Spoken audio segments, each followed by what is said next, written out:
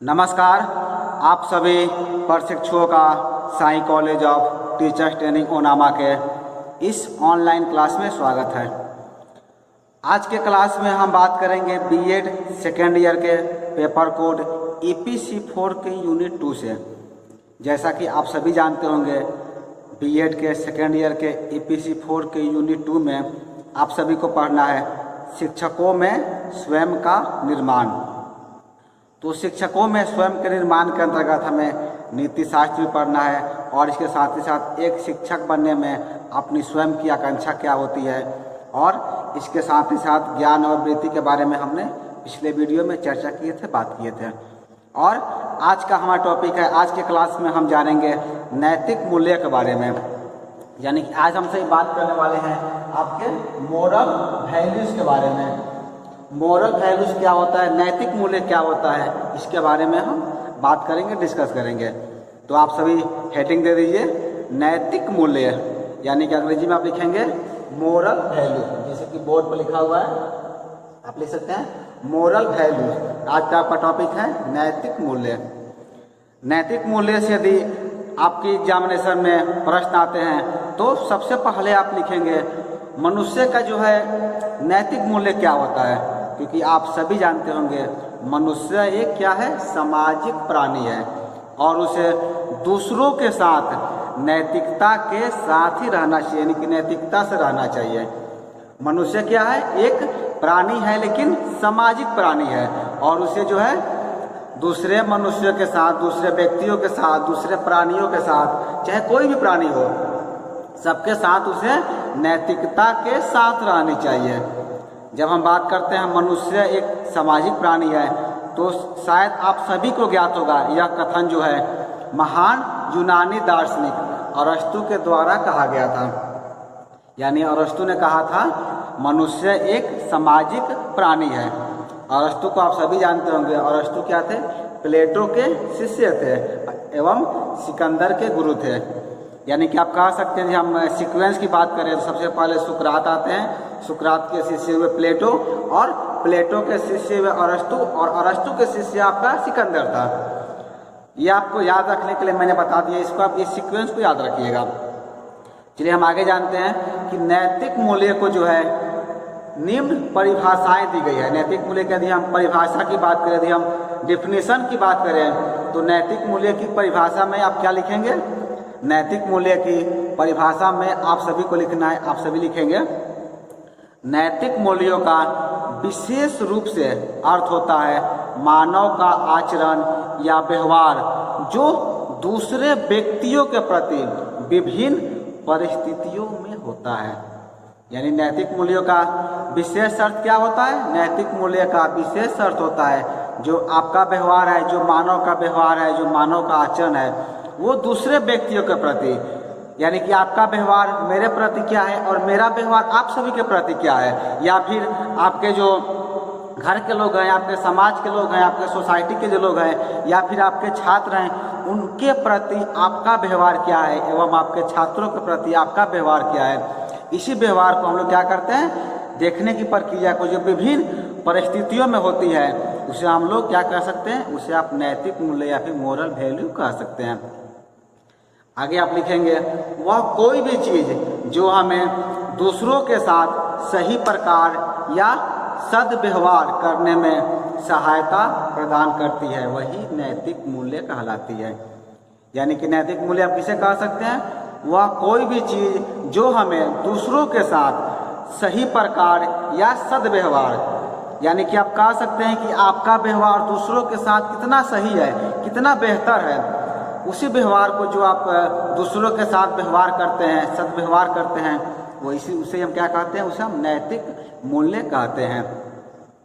यहाँ हम चर्चा करना चाहेंगे, एक पुस्तक है जिस पुस्तक का नाम है मोरल एजुकेशन। पुस्तक है, उसका नाम है मोरल एजुकेशन। यह पुस्तक जो है फ्रेंच शिक्षा समाज शास्त्री जिनका नाम था दुर्खिम ने जो है पुस्तक लिखा था, उस पुस्तक का नाम वो दिए थे मोरल एजुकेशन। इसको भी आपको याद रखना है, मोरल एजुकेशन पुस्तक किनके द्वारा लिखा गया, दुर्खिम के द्वारा लिखा गया। आप इसके यहाँ पर लिख सकते हैं, इसके राइटर कौन थे, इसके राइटर आपके थे दुर्खिम। दुर्खिम के द्वारा जो है ये किताब लिखा गया था। इनका पूरा नाम इमाइल दुर्खिम इन्हें बोला था, लेकिन आप दुर्खिम भी बस याद रख सकते हैं। तो जो ये पुस्तक आपका है मोरल एजुकेशन, मोरल एजुकेशन किनके द्वारा लिखा गया था? दुर्खिम के द्वारा लिखा गया था। ठीक है, इस आपको याद रखना है। जो फ्रेंच शिक्षा समाज शास्त्री थे, इन्होंने अपनी पुस्तक यानी कि मोरल एजुकेशन में जो है नैतिकता के 3 प्रमुख तत्वों के बारे में बताए हैं। उन्होंने कहा है, दुर्खिम ने जो अपनी पुस्तक लिखी थी जिसका नाम उन्होंने दिया मोरल एजुकेशन, तो मोरल एजुकेशन में उन्होंने नैतिकता के 3 प्रमुख तत्वों के बारे में बताए हैं। वो 3 प्रमुख तत्व कौन कौन है? वो आपका 3 प्रमुख तत्व है। पहला आपका है स्पिरिट ऑफ डिसिप्लिन। पहला तत्व बताते हैं वो स्पिरिट ऑफ डिसिप्लिन, यानी कि अनुशासन की भावना। आपके अंदर क्या होना चाहिए? डिसिप्लिन की भावना होनी चाहिए, अनुशासन की भावना होनी चाहिए। ठीक है। और दूसरा आपका है स्पिरिट ऑफ एस्क्रिफाइस। स्पिरिट ऑफ एस्क्रिफाइस, एस्क्रिफाइस का अर्थ होता है आपके अंदर त्याग की भावना होनी चाहिए। और तीसरा आपका है स्पिरिट ऑफ ऑटोनोमी, यानी कि आप सेल्फ डिपेंड्स भी बोल सकते हैं, यानी कि आप पर आत्मनिर्भरता रहनी चाहिए। ये 3 कथन किनके द्वारा कहा गया है? मोरल एजुकेशन बुक में दुर्खिम के द्वारा ये 3 डिफिनीशन के बारे में बताई गई, जिसे आप भी नोट आउट कर सकते हैं और इसे आपको याद रखना है। पहला आपका है अनुशासन की भावना, दूसरा आपका है त्याग की भावना और तीसरा आपका है आत्मनिर्भरता, यानी कि सेल्फ डिफेंस। इसे क्या कहते हैं? 3 मेन एलिमेंट्स ऑफ मोरालिटी। इसे क्या कहा जाता है? इसे कहा जाता है कि आप भी नोट आउट कर सकते हैं, इन तीनों को कहा जाता है 3 मेन एलिमेंट्स ऑफ मोरालिटी, यानी कि नैतिकता के जो है ये 3 मेन एलिमेंट्स होते हैं। एलिमेंट्स कौन कौन है? पहला है अनुशासन की भावना, दूसरा है त्याग की भावना और तीसरा है आत्मनिर्भरता। ये 3 जो हैं मेन एलिमेंट हैं आपके नैतिकता के, यानी आपके मोरालिटी के जो है 3 मेन वैल्यू है। इसके अनुसार जो है, इसके बाद आपको लिखना है कुछ विद्वानों के अनुसार व्यक्ति में नैतिकता के विकास में 3 चरण होते हैं, इसे भी माना गया है। ये 3 तो हमने जाना दुर्खिम के अनुसार। इसके अलावा भी और भी विद्वान हैं जिन्होंने क्या किया, आपके जो आपका ये नैतिक मूल्य है, मोरल वैल्यू है, इसे भी जो है उन्होंने 3 रूपों में विभाजित किया है, यानी कि परिभाषित किया है। आप पहला में लिखेंगे पूर्व नैतिक स्तर, यानी कि लिख सकते हैं प्री मोरल लेवल। आपका फर्स्ट होगा पूर्व नैतिक स्तर, और दूसरा में आप सभी को लिखना है परंपरागत भूमिका निर्वहन का नैतिक स्तर, यानी कि अंग्रेजी की बात करें तो moral level of traditional and discharge, यानी कि आप लिखेंगे हिंदी में परंपरागत भूमिका निर्वहन का नैतिक स्तर।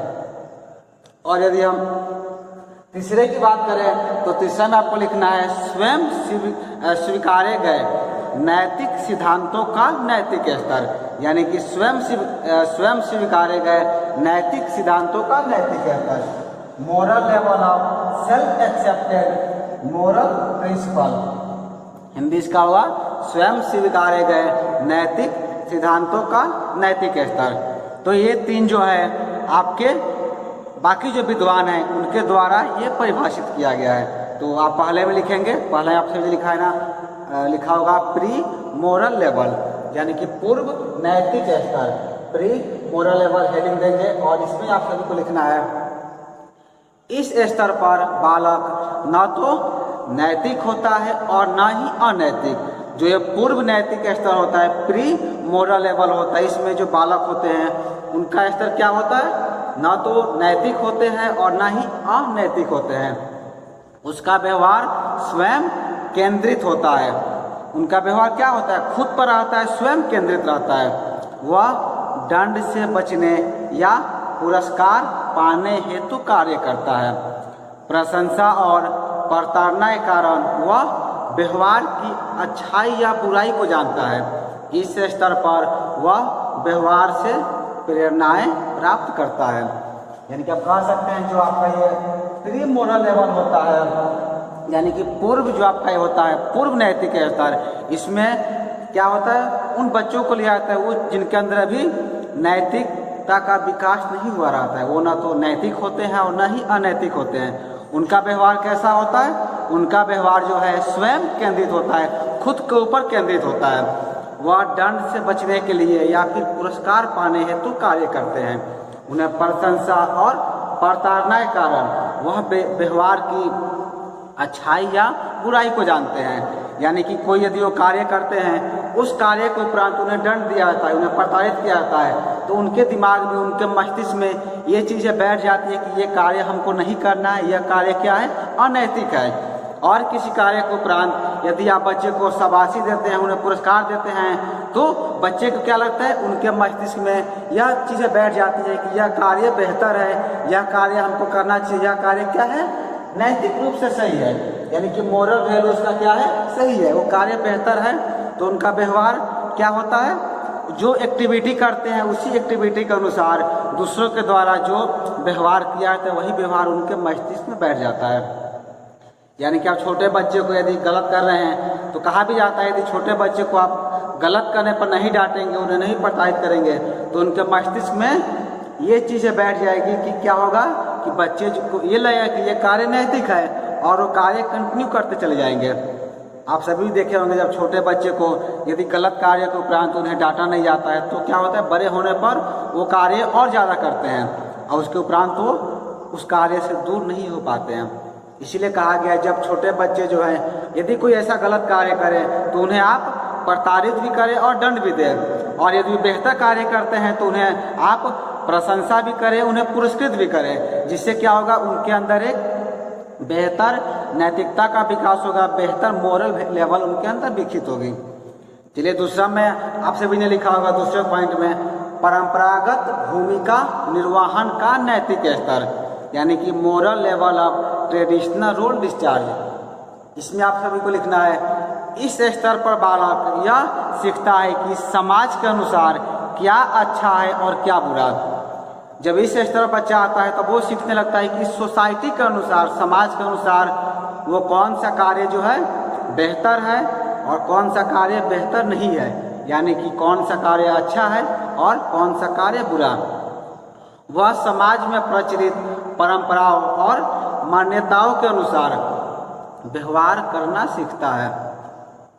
यानी बच्चे जो होते हैं पहले तो अपने घर से सीखते हैं, घर में उनको जो वैल्यू दिया जाता है, जो उन्हें नैतिकता बातें सिखाई जाती है, उससे वो ज्ञान प्राप्त करते हैं। उसके बाद जो उनका दूसरा लेवल होता है, यानी कि वो परंपरागत भूमिका निर्वहन के जब नैतिक स्तर में पहुंचते हैं तब क्या करते हैं, वो समाज से या सोसाइटी से सीखने लगते हैं। समाज के द्वारा उन्हें जो चीज़ सिखाई जाती है, समाज जो कहता है कि ये कार्य आपको करना चाहिए, ये कार्य आपको नहीं करना चाहिए, यह कार्य जो है समाज के अनुसार बुरा है, यह कार्य समाज के अनुसार सही है, या फिर आपके समाज में जैसी मान्यताएं, जैसी परंपराएं रहती है, बच्चे जो हैं उसी के अनुसार सीखते चले जाते हैं। उसके बाद आपका तीसरा लेवल आता है। तीसरे लेवल में आप सभी ने लिखा होगा स्वयं स्वीकारे गए नैतिक सिद्धांतों का नैतिक स्तर, यानी कि moral level of self accepted moral principle. Self accepted यानी कि स्वयं से स्वीकारे गए, खुद से एक्सेप्ट किए गए वैल्यू को क्या करते हैं, वो एक्सेप्ट कर लेते हैं, मान लेते हैं। इसमें आप सभी को लिखना है इस स्तर पर व्यक्ति का व्यवहार उसकी अंतरात्मा यानी कि कंसाइंस और दूसरों के अधिकारों का सम्मान करने के सिद्धांत से संचालित होता है। इसमें क्या होता है, बच्चे जो है स्वयं स्वीकारे गए, जो उनका अपना सेल्फ एक्सेप्टेड होता है, जो खुद से सीखते हैं, वो जो उनकी अंतरात्मा कहती है, उसके अधिकार से वो क्या करते हैं, वो मानते हैं कि ये कार्य गलत है, ये कार्य नहीं करना चाहिए और ये कार्य बेहतर है, हम ये कार्य करना चाहिए। तो 3 लेवल होता है, हमने यहाँ जाना जो कि विभिन्न विद्वानों के द्वारा कहा गया है। इसके पूर्व हमने जाना था मोरल एजुकेशन किताब में जो है दुर्खिम के द्वारा जो 3 डिफिनेशन दी गई थी, यानी कि अनुशासन की भावना, त्याग की भावना और आत्मनिर्भरता, इसके बारे में हमने बात किया था। उसके बाद जो है बाकी जो विद्वान हैं बाकी विद्वानों के द्वारा भी 3 चरण दिया गया, यानी कि नैतिकता के विकास के जो है 3 चरण होते हैं। पहला चरण आप अपनी उम्र से भी लगा सकते हैं, यानी कि आप जो है अभी पूर्व नैतिक स्तर को पार कर चुके हैं, और दूसरा आपका लेवल जो था परंपरागत भूमिका निर्वहन का नैतिक स्तर भी आप सभी पार कर गए, और वर्तमान में आप क्या है, आप तीसरे लेवल पर, यानी कि स्वयं स्वीकारे गए नैतिक सिद्धांतों का नैतिक स्तर। ये तीसरा लेवल जो है आप अभी सब तीसरे स्टेज पर हैं, तीसरे लेवल पर, यानी कि आप खुद से सेल्फ एक्सेप्टेड करके जो आपकी अंतरात्मा कहती है, जो आपका व्यवहार होता है, उसके अनुसार आप सभी क्या करते हैं, कार्यों का संपादन करते हैं। तो आज के क्लास में, आज के वीडियो में हम जान रहे थे आपके मोरल वैल्यू के बारे में, यानी कि हमने बात किया नैतिक मूल्य के बारे में। और अगले क्लास में आपके बीएड सेकेंड ईयर के EPC 4 यूनिट के अंतर्गत यूनिट 2 में बहुत ही इंटरेस्टिंग चीज़ पढ़ना था, जिसका नाम था, आप सभी ने भी देखा होगा, नीति शास्त्र का अभ्यास। तो नीति शास्त्र के अंतर्गत हमने 3-4 वीडियो पहले से अपलोड कर चुके हैं, आप सभी ने भी देखा होगा। और अगले क्लास में हम बात करेंगे केस स्टडी के बारे में। केस स्टडी यानी कि मामले का अध्ययन। केस स्टडी क्या होता है, क्योंकि जब हम नीति शास्त्र पढ़ते हैं तो नीति शास्त्र के अंतर्गत ही केस स्टडी किया जाता है। तो चूँकि हमने नीति शास्त्र तो पढ़ लिया था, लेकिन अभी केस स्टडी बाकी था, तो केस स्टडी हम जानेंगे अगले वीडियो में। अगले वीडियो में जो है हम केस स्टडी होता क्या है, केस स्टडी कैसे किया जाता है, इसकी परिभाषा क्या है, किनके द्वारा ये परिभाषित किया है, किनके द्वारा लाया गया, इन सब के बारे में हम बात करेंगे अगले वीडियो में। और उसके अंतर्गत हम केस स्टडी के अंतर्गत एक प्रश्न का भी सलूशन निकालेंगे, प्रश्न को भी सॉल्व करेंगे। तो इस वीडियो में इतना ही। यह वीडियो देखने के लिए आपका धन्यवाद।